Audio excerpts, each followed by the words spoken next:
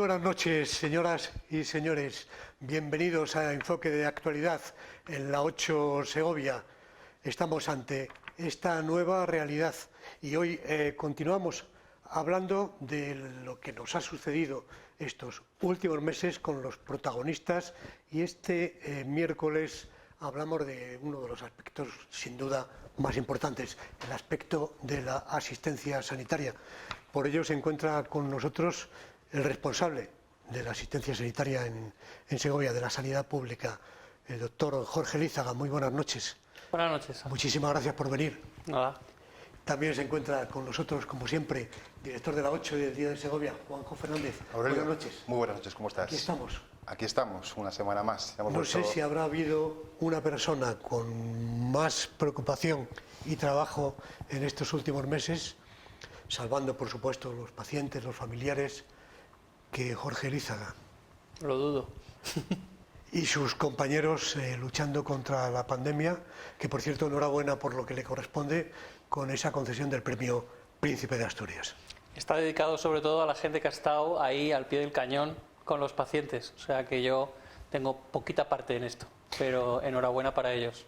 Un reconocimiento que hemos conocido hoy, el premio Princesa de Asturias, no Princesa de Asturias. Princesa de Asturias de la Concordia, a todos los sanitarios que durante estos últimos 2 meses largos han estado en primera línea de batalla y de combate contra la COVID-19 y que han estado cuidándonos a todos. Es un homenaje que llega, no sé si cuándo ha acabado todavía este proceso, pero yo creo que sí que viene a redundar en ese homenaje que todos los españoles durante muchos días, muchas semanas, a las 8 de la tarde, en los balcones de nuestras casas, con ese aplauso mayoritario.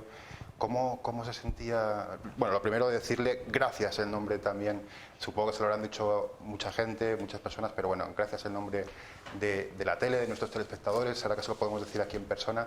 ¿Cómo lo sentían desde el hospital, ese aplauso mayoritario? Hombre, la verdad es que cuando empezó a suceder, vivíamos momentos de estar la sensibilidad a flor de piel. Y yo reconozco que la mayor parte de nosotros nos emocionábamos. Incluso si algunas veces estaban en el hospital, que algunas veces a esas horas también estábamos en el hospital, pues también iban las sirenas, la policía, era muy emocionante. Luego le preguntaremos toda su parte profesional, cómo ha vivido estos meses, pero la semana pasada tuvimos aquí a la alcaldesa de Segovia, al presidente de la Diputación, y empecé la entrevista queriendo tutearles y preguntarles qué tal estaban a ellos a nivel personal. Hago lo mismo con usted, contigo, Jorge. Sí, ¿Cómo estás? Yo a nivel personal estoy bien, vamos que desde el punto de vista físico estoy perfectamente bien, desde el punto de vista de ganas de trabajar también. Han sido momentos muy difíciles, no voy a decir lo contrario, probablemente los más difíciles de mi vida, pero con muchas ganas de seguir en ello y mejorar en todo lo que se pueda. Estamos a punto de pasar a la fase 2. Hemos conocido algunos datos referidos a la situación de Segovia. Las cifras del Instituto Nacional de Estadística respecto a mortalidad. Segovia figura como la provincia que más mortalidad ha tenido en relación a otros años, desde los meses de marzo, abril y hacia mediados de mayo. Y luego hablamos de la posibilidad de repuntes debido a la ausencia de infraestructura sanitaria en un estudio que ha hecho la Universidad Carlos III. La conclusión que puede obtener, ¿cuál sería en este momento? Vamos a ver, de la primera parte respecto a la mortalidad, no nos extraña porque hemos sido también, si no la que más, de las 3 provincias que más incidencia de contagios ha tenido. Como luego sobre los contagios hay un porcentaje que lamentablemente han fallecido, pues a la hora de contar la mortalidad, lógicamente, Segovia tiene que estar ahí en los primeros puestos. Es así. Luego, si comparas la letalidad, es decir, el número de pacientes fallecidos sobre el total de pacientes contagiados en el total de la provincia, o el número de pacientes fallecidos sobre los pacientes que han ingresado, la letalidad nuestra es muy similar a otros e incluso por debajo. O sea que eso no ha habido grandes diferencias, pero el número de contagiados ha sido elevadísimo. Entonces, pues al aplicar los porcentajes, el número de fallecidos es muy alto. ¿Hay causa-efecto en relación a la falta de infraestructuras con la letalidad? La falta de infraestructuras con la letalidad. Eso es muy difícil de decirlo. Porque la falta de infraestructuras supondría que hemos tenido pacientes no atendidos o que por la falta de infraestructuras los pacientes no han estado atendidos. Si echamos la vista atrás, la gente nos podrá decir que hemos tenido pacientes en zonas no habituales, pero yo particularmente estoy muy orgulloso de cómo se ha atendido a los pacientes en esas zonas no habituales.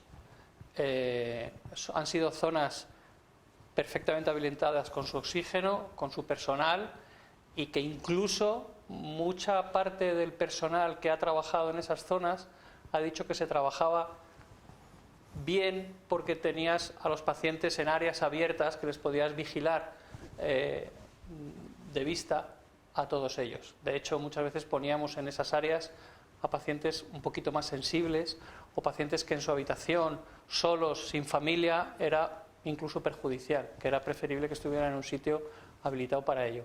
No hemos tenido ningún paciente en un pasillo sin ver, no hemos tenido pacientes en los pasillos de urgencias sin atender. Es decir, que falta de infraestructuras nos ha hecho ser mucho más proactivos en buscar soluciones, pero no creo que precisamente eso haya influido en la letalidad.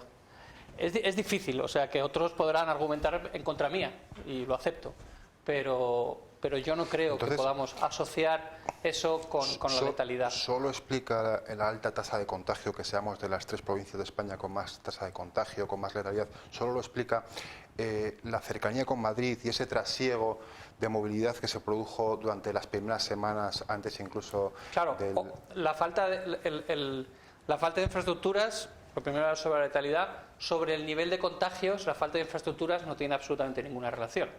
El nivel de contagios de Segovia, probablemente en algún momento tengamos un estudio epidemiológico sentado que pueda decir cómo fueron los flujos de infecciones.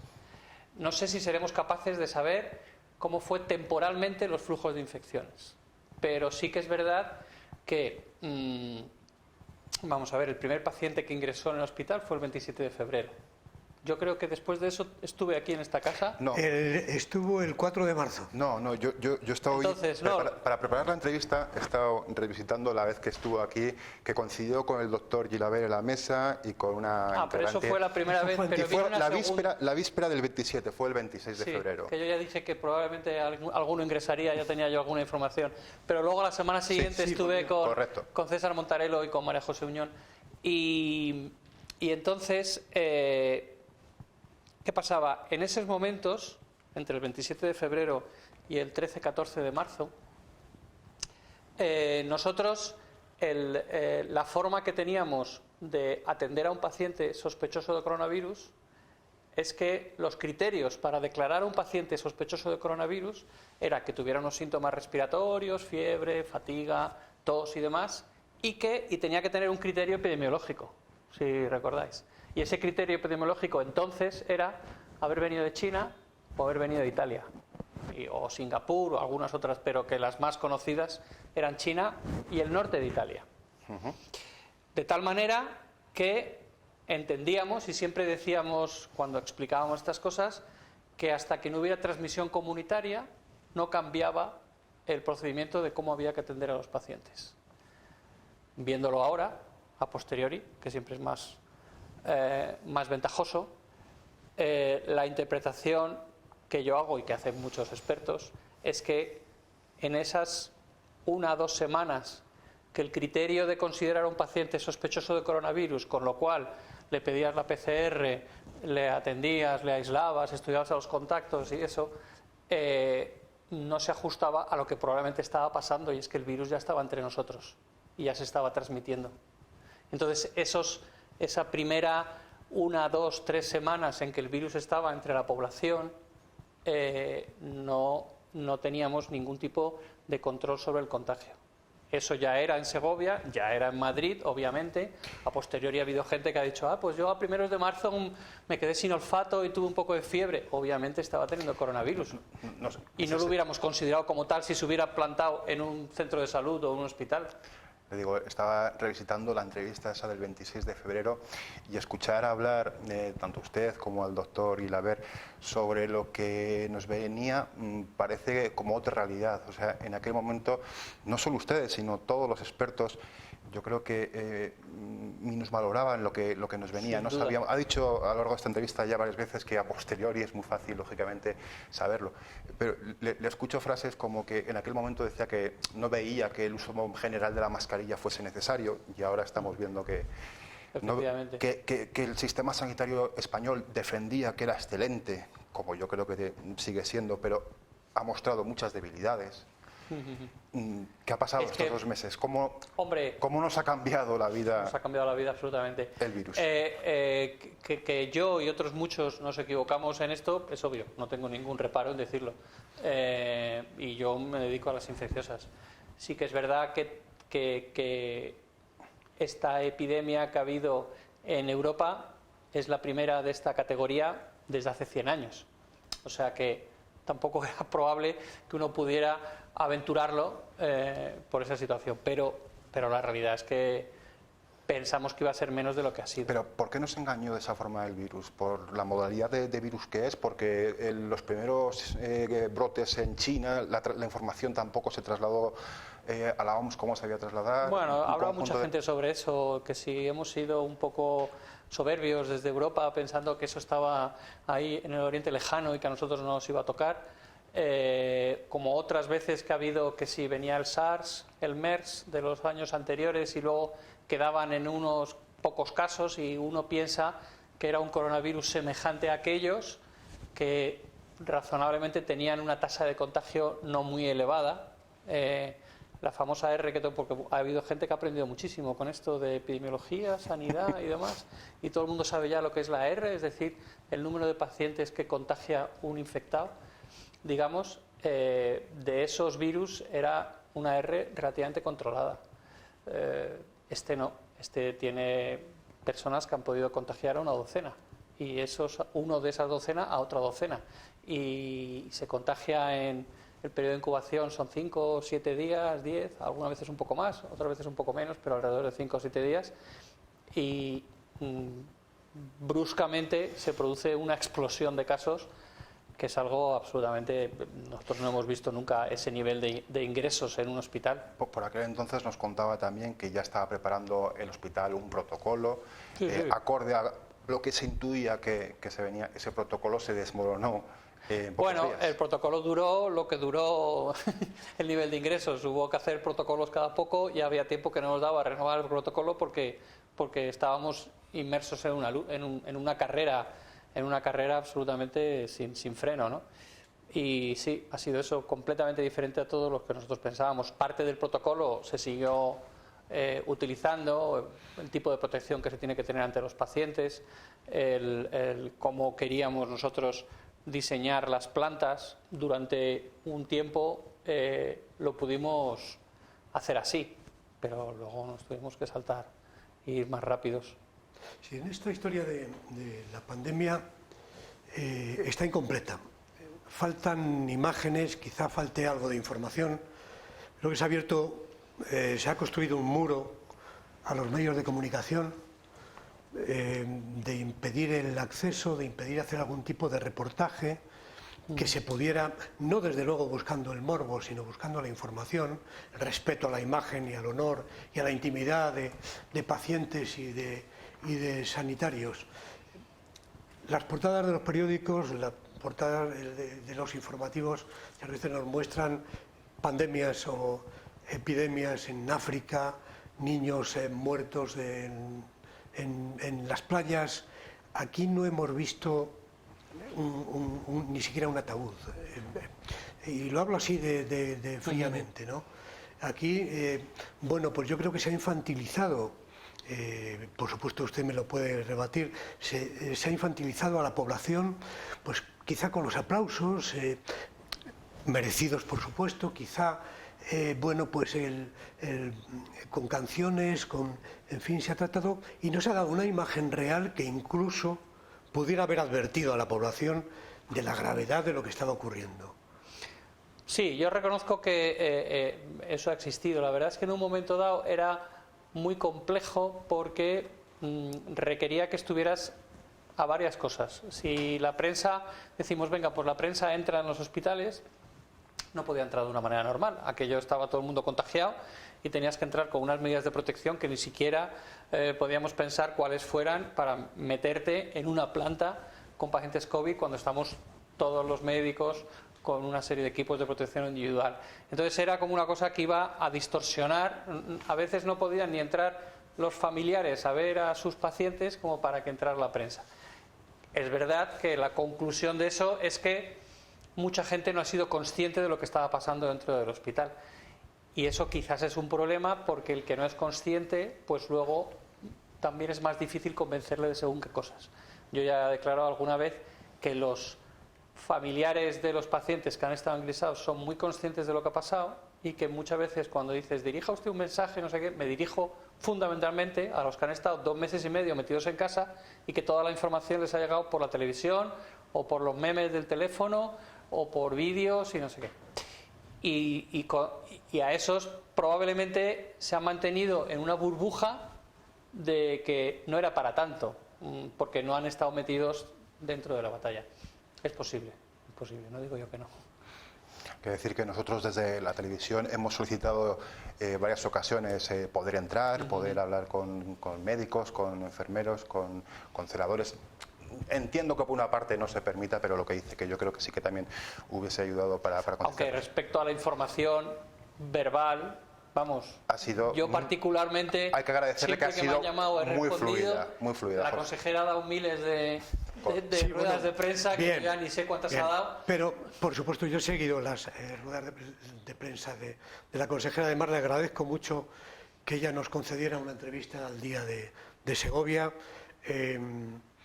Pero eran ruedas de prensa, igual que Moncloa también las organizaba al principio. Estoy hablando de todos los gobiernos autonómicos y del gobierno central. No hablo del caso exclusivo de Segovia porque el comportamiento ha sido general. Pero bueno, era una rueda de prensa en la cual se escribe una pregunta por WhatsApp y hay muy poca posibilidad de entablar, de reaccionar, ¿no? Y también los políticos pues responden también muchas veces por donde creen que van a responder, ¿no? Hay muy poca posibilidad de responder. Creo que sí que falta esa parte de la historia, que no se ha contado todo con la realidad, que hemos tenido que recurrir. Y además hemos tenido tenacidad y suerte, porque hemos hablado. Bueno, los profesionales tenían de cierta manera también, no podían hablar, pero hemos hablado con familiares, hemos hablado con entornos y hemos podido contar historias relacionadas con la pandemia, ¿no? Pero nos ha faltado la realidad completa. Puede ser. Y además había sido beneficiosa porque en Italia lo hicieron, lo han hecho en otros países y además, por ejemplo, con el SIDA fue diferente y se tomaron más precauciones ante el SIDA.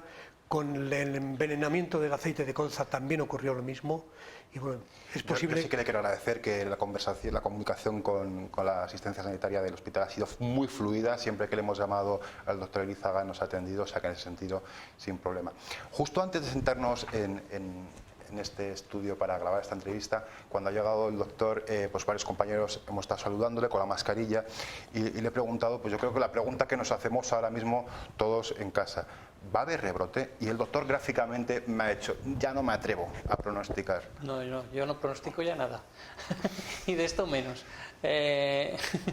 Ni los máximos expertos saben si va a haber rebrote.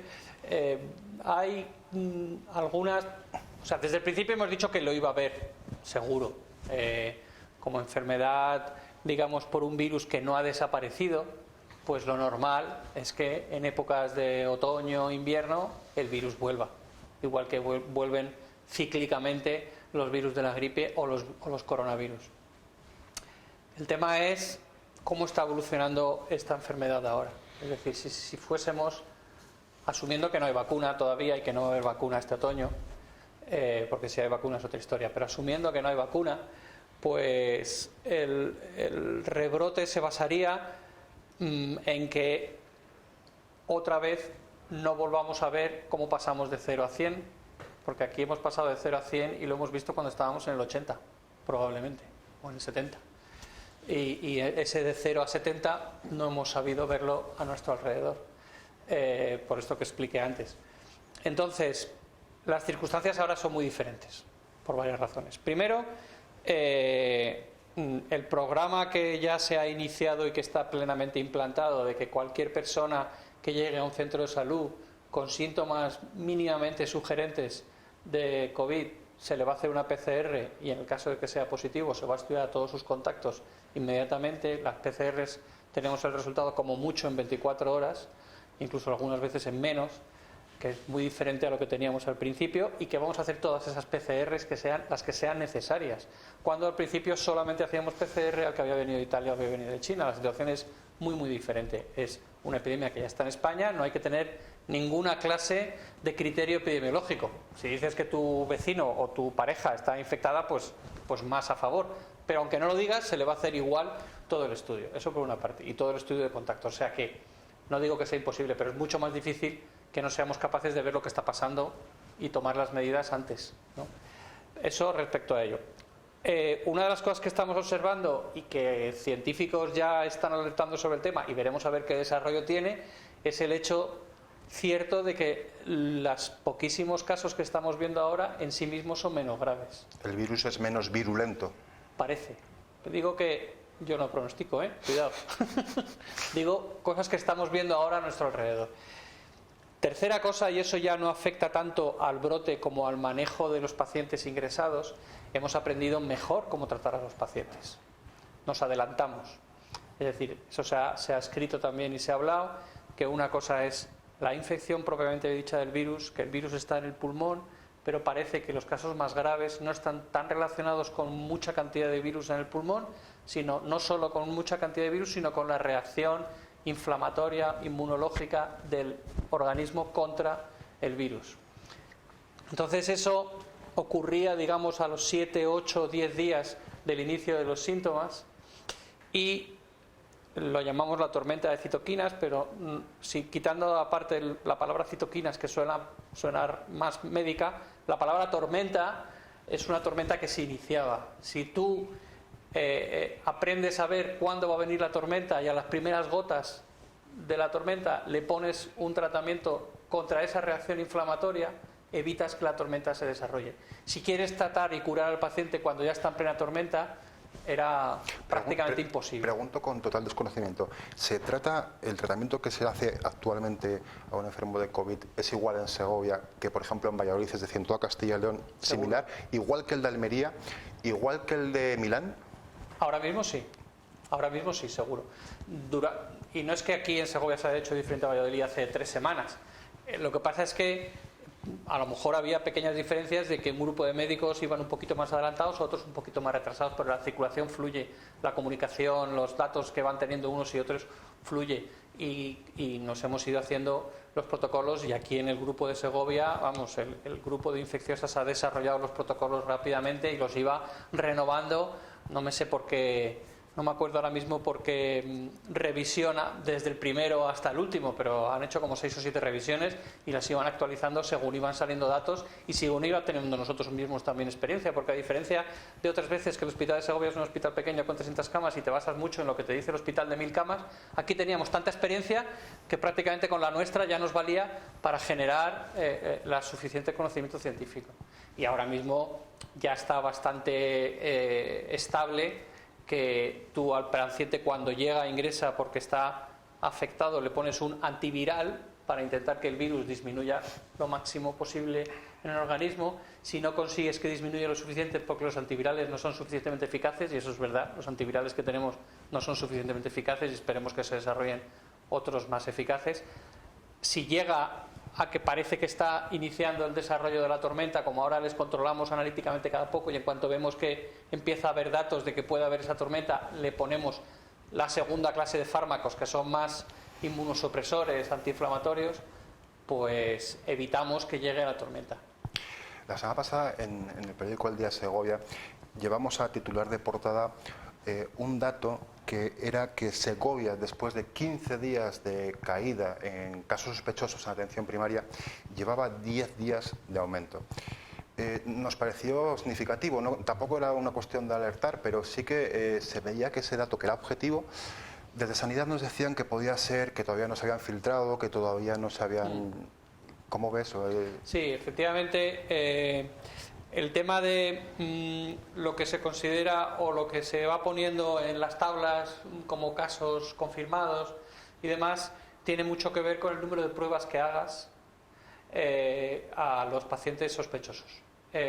Durante un tiempo importante de la epidemia, los casos sospechosos solamente se hacía prueba de PCR, que es lo que confirma la infección activa. Porque ahora lo que nos interesa, como he dicho antes, son pacientes que estén infectados ahora y que sean capaces ahora de transmitir la enfermedad. Siendo interesante cuántos pacientes han estado contagiados en Segovia, no me interesa tanto para ese problema el que está infectado en marzo, sino el que está infectado ahora mismo y puede estar transmitiendo la enfermedad.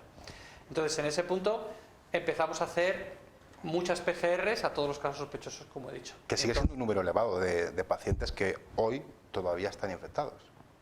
Que están infectados activos transmitiendo la enfermedad, eso es más difícil de saber, porque aunque dices, bueno, es que la PCR es positiva, aquí hemos ido aprendiendo muchas cosas. Y otra de las cosas que hemos aprendido es que hay gente que tarda mucho tiempo en negativizar la PCR, pero no significa necesariamente que esté infectando. Es decir, sí que sabemos que en los primeros 14 días, 7-14 días, que la PCR es positiva seguro, está infectando, pero los pacientes que después de 14 días les seguimos haciendo a lo mejor una PCR semanal y sigue dando positiva, es poco probable que sean infectivos. Esto se ha estudiado en muchas partes y se ha visto que, claro, la PCR es un test que lo que mide es la cantidad de virus que tienes en la garganta, pero no distingue virus completos y que son capaces de multiplicarse de trozos de virus que no son capaces de multiplicarse. Eso no lo distingue. Solo ve una cadena del virus, del ARN del virus, y te dice hay virus, pero no te dice si es una cadena que no tiene ninguna capacidad para infectar, como si es todo el virus completo. Eso no es capaz de diferenciarlo.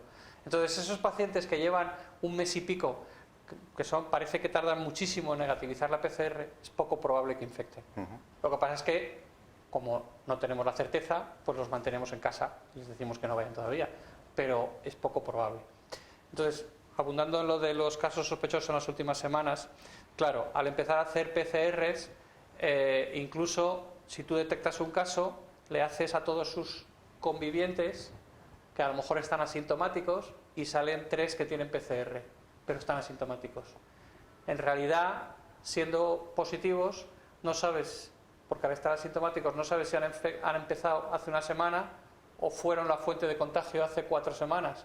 Es un poco más difícil. Al empezar a hacer muchas PCRs es fácil que nos salgan más casos positivos, pero los que reflejan más una situación de riesgo de brote es que tengas casos nuevos con síntomas y que le haces la PCR a los 2-3 días. Nos parecía llamativo también porque era la única provincia de Castilla y León donde pasaba, pero entenderá que también la confusión con los datos está siendo total. Tremenda. En todos sentidos. Aurelio, Sí, vamos a continuar en un par de minutos, discúlpenos, pero tenemos que pasar a publicidad.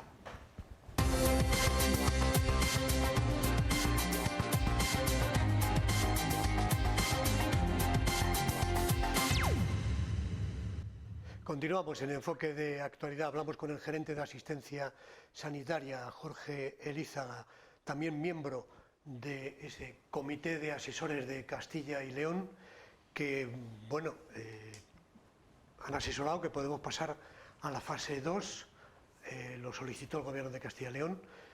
¿Ante qué nos vamos a encontrar y cómo está la situación en general? Antes hablaba que quizá, aunque no lo decía categóricamente porque sigue siendo complicado hacerlo, antes decía que el virus se presenta quizá más débil. Hablábamos de datos, que también hay veces confusión, no sabemos si hay muchos, pocos, hay otro sistema también que impuso el Gobierno del Ministerio de Sanidad. ¿Cómo está la situación para pasar a la fase 2? Y luego, ¿cómo estaría para la fase 3 y esa preocupación en relación a la circulación, a la libre circulación de vehículos y personas entre comunidades autónomas? varias preguntas ahí Sí. en una. Respecto a la fase 2, yo creo que estamos en situación de pasar a la fase 2, sobre todo porque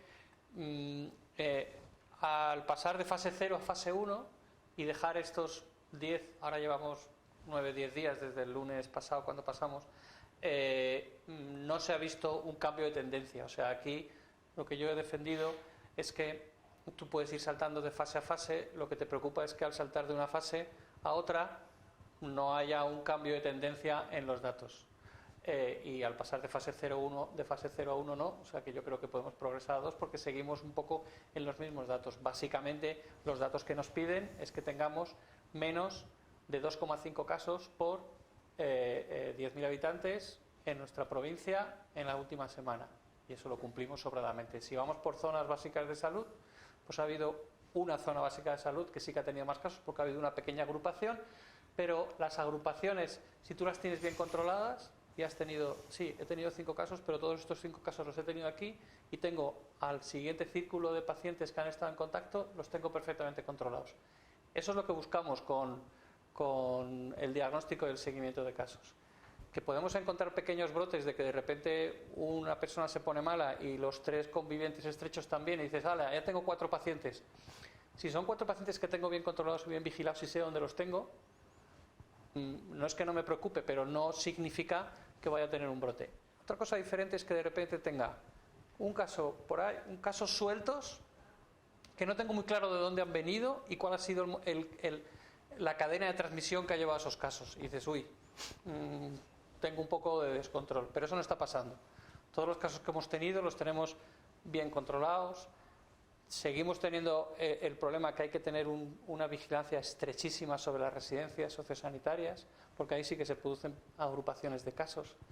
Claro, en una residencia sociosanitaria es un entorno relativamente cerrado, salvo por los trabajadores que entran y salen. Si tú tienes un brote de 3, 4 sociosanitarios residentes en esas residencias, pues sabes que lo tienes razonablemente controlados. Vigilas otra vez a todos los trabajadores, le escribas, compruebas que ninguno de los trabajadores esté infectado y esté pudiendo ser. ¿Qué está pasando ahora en alguna provincia de Castilla y León? Sí. Ese rebote en residencias. El rebote de residencias es que es un sitio muy, muy sensible. Mira que desde el principio ahora han mejorado mucho las cosas en las residencias, porque la verdad es que ha sido un sitio terrible lo que pasó en las residencias en las 2-3 primeras semanas, pero poco a poco se fueron sectorizando, es decir, separando claramente los pacientes infectados, los pacientes que habían sido contactos y los pacientes que teóricamente no, para poder separar en esas 3 poblaciones en las residencias y de esta forma tenerlo mejor controlado. Pero claro, son pacientes muy sensibles. ¿La movilidad le da miedo?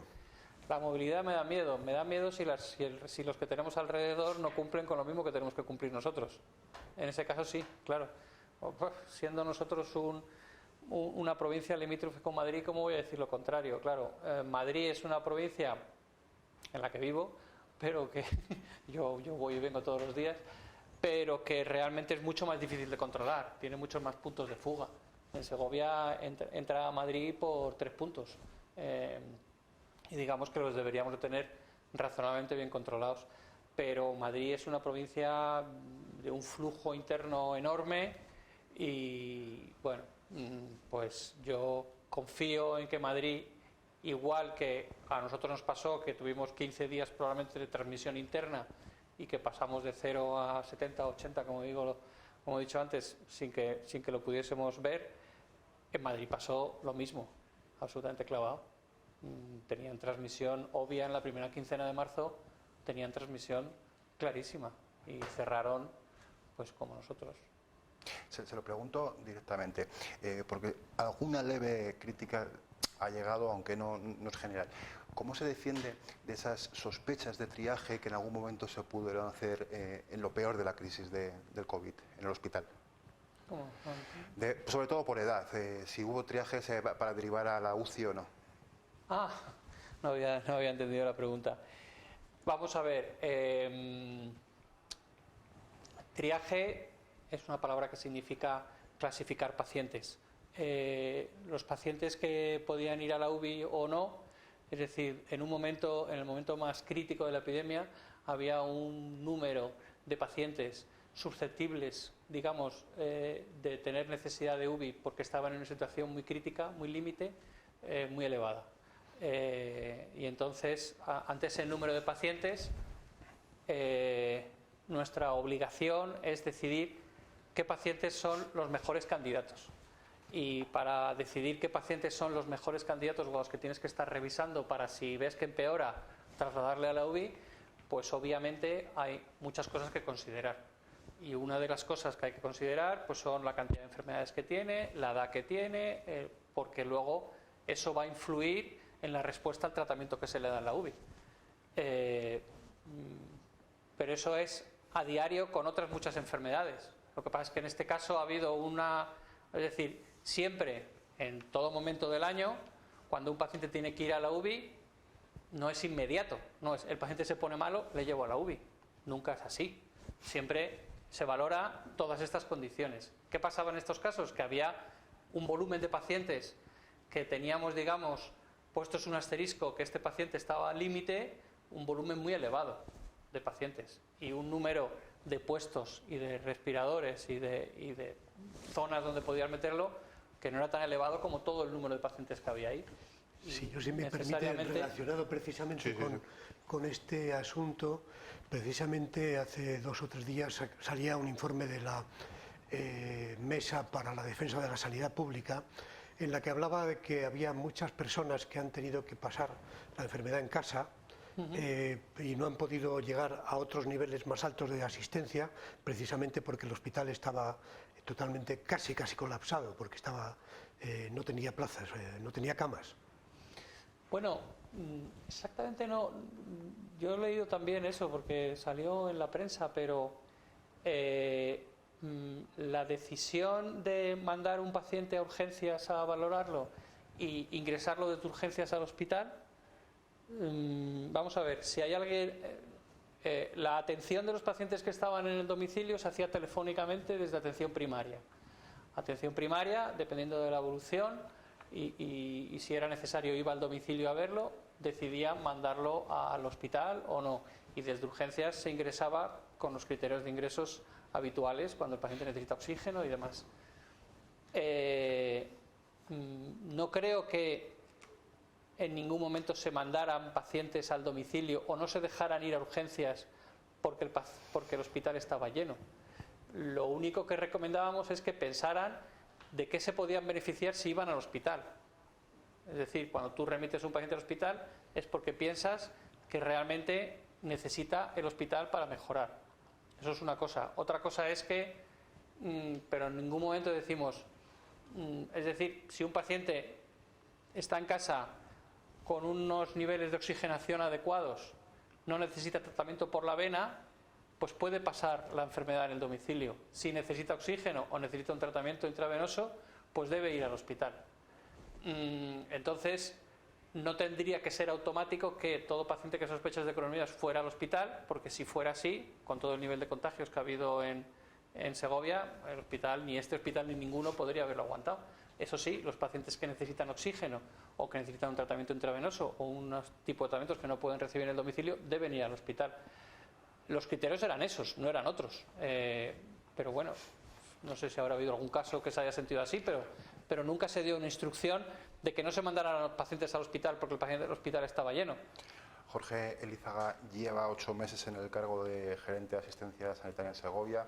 En los 5 meses previos a la vida COVID, ¿cuántas veces reclamó una segunda infraestructura hospitalaria para Segovia?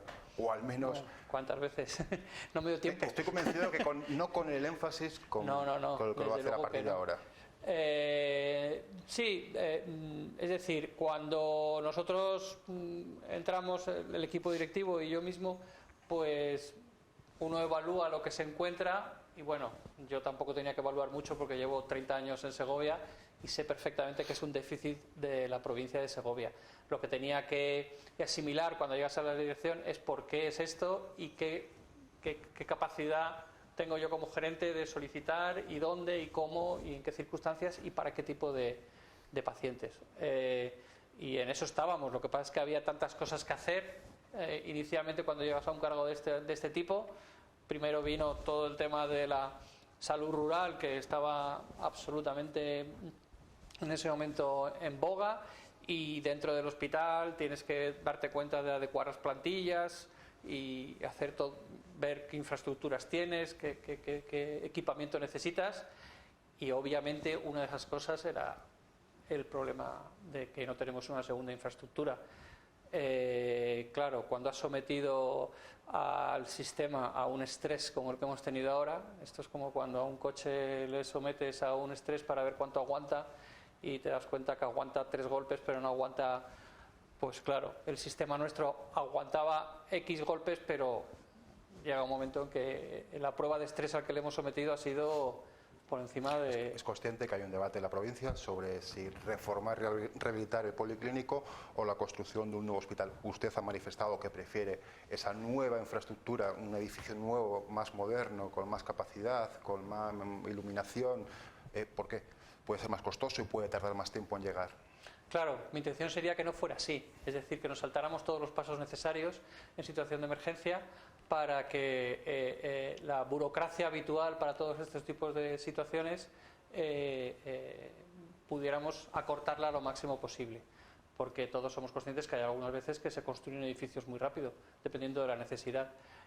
Habitualmente cuando tú construyes un edificio por el sistema público necesitas una serie de pasos, algunos que dependen de la propia gerencia de asistencia sanitaria, otros que dependen de la consejería, otros que son temas políticos, de problemas de tierra, de permisos y demás, de proyectos.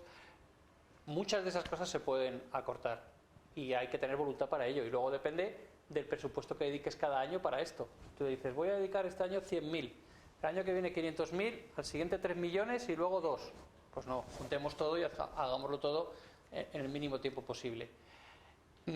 También la otra cara de la moneda es que cada uno quiere ver la parte más bonita de lo que le interesa. Igual que yo cuento esto y otro me puede decir eres un inocente y va a ser 6 años, caiga quien caiga.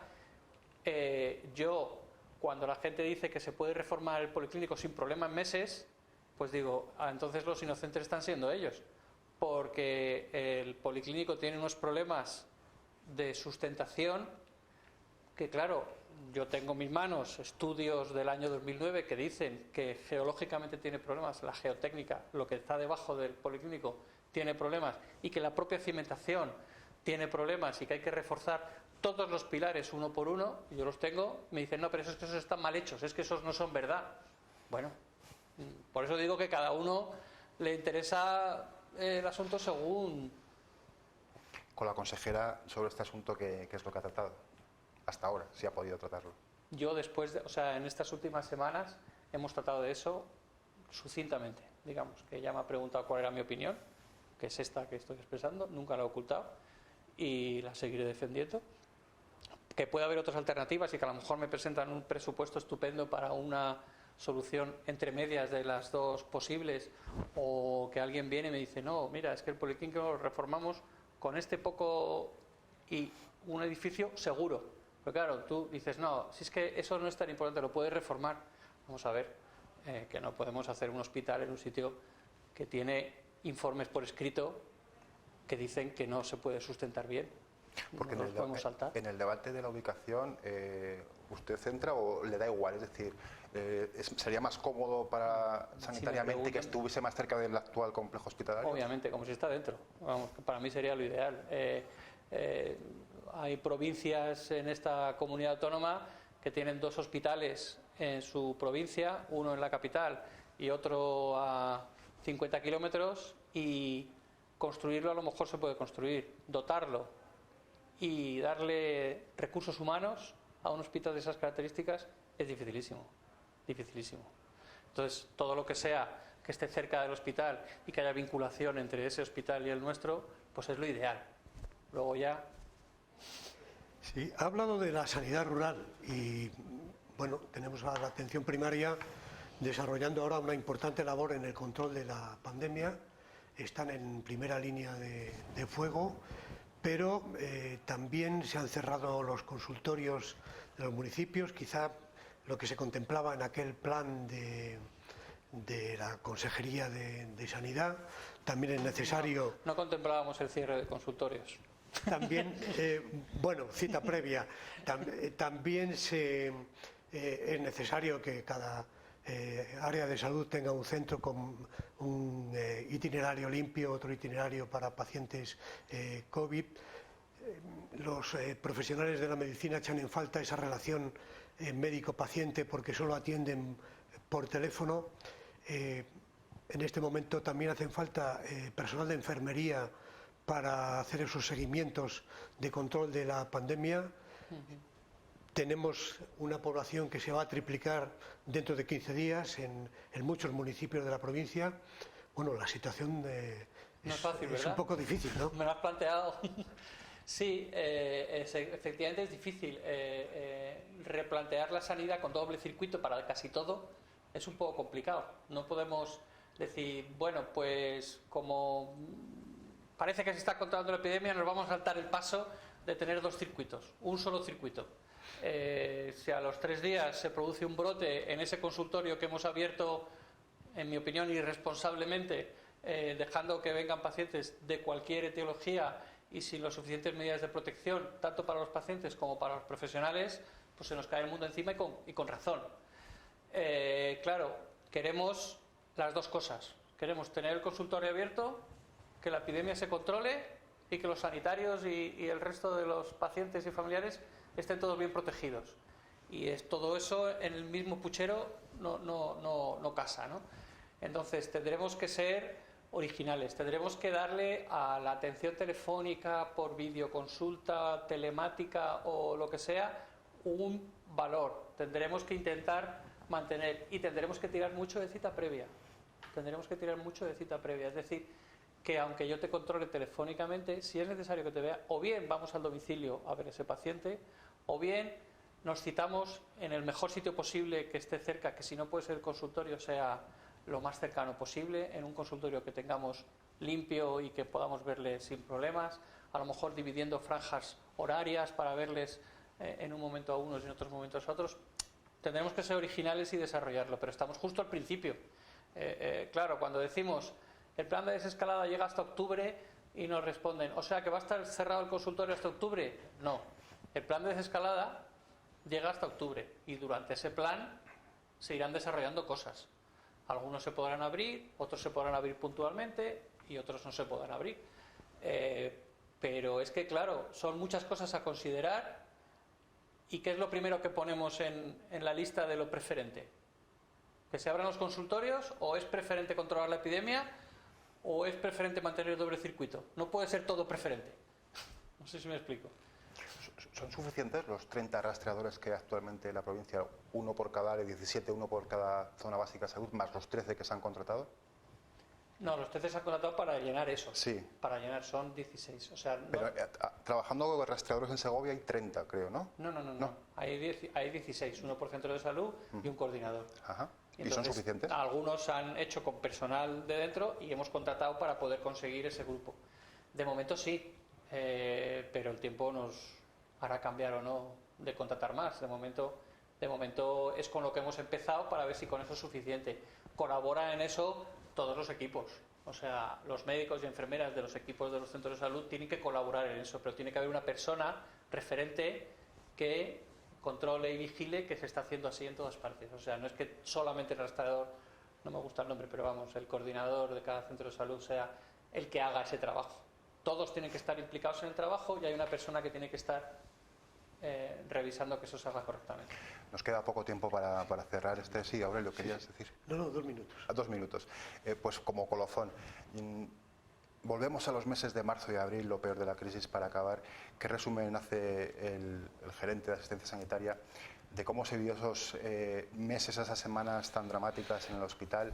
Si, como muchas voces han dicho, Segovia se sintió desatendida en algunos momentos.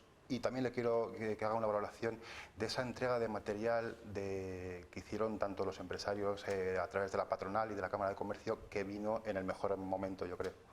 Bueno, empezando por lo último, mi agradecimiento extremo para todos los colectivos segovianos, en este caso de los lo encabezaban ellos, pero ha habido otros colectivos que también han colaborado. La verdad es que ha sido conmovedor porque todos y muchos me llamaban para decirme qué me podían dar y me ofrecían cosas. Y digo, es que eso no lo necesitamos, o necesitamos esto otro, pero vamos, que la respuesta de la sociedad segoviana espectacular en todo caso, y esos respiradores y otros que eran ventiladores que tenían otras funciones que nos llegaron en esos días, pues nos ayudaron muchísimo a sobrellevar la crisis. Sobre cómo lo vivimos aquello, pues ya lo he explicado otras veces. Esto ha sido una carrera sin freno, una especie de película en la que te metes y estás como de muchísimo estrés y muchísima toma de decisiones en poco tiempo. Y si nos sentimos desatendidos o no nos sentimos desatendidos, pues bueno, también le he contado que yo ya he hablado con mi consejería sobre estas cosas y mi autocrítica sobre lo que yo o mi equipo hemos hecho bien, y creo que algunas cosas no hemos hecho bien, y esa me la quedo para mí. Pues muchísimas gracias. Esperemos desde luego que no se vuelva a repetir esta situación. Esperemos que se atienda el caso concreto de Segovia, que se ha demostrado que es diferente a otras provincias de las comunidades autónomas, de la comunidad autónoma en cuanto a medios, y confiemos en que sobre todo todos ustedes que nos han seguido esta noche se encuentren en perfecto estado y no tengan que recurrir a un hospital. Esperemos. Muy buenas noches a todos. Muchas gracias, doctor Elizaga, gracias a por haber vosotros. estado con nosotros y por haber soportado estoicamente. Muchas gracias, Aurelio, muy buenas Juanjo, noches. y muchas gracias a todos ustedes. Emplazarles hasta la próxima semana, miércoles. Muy buenas noches.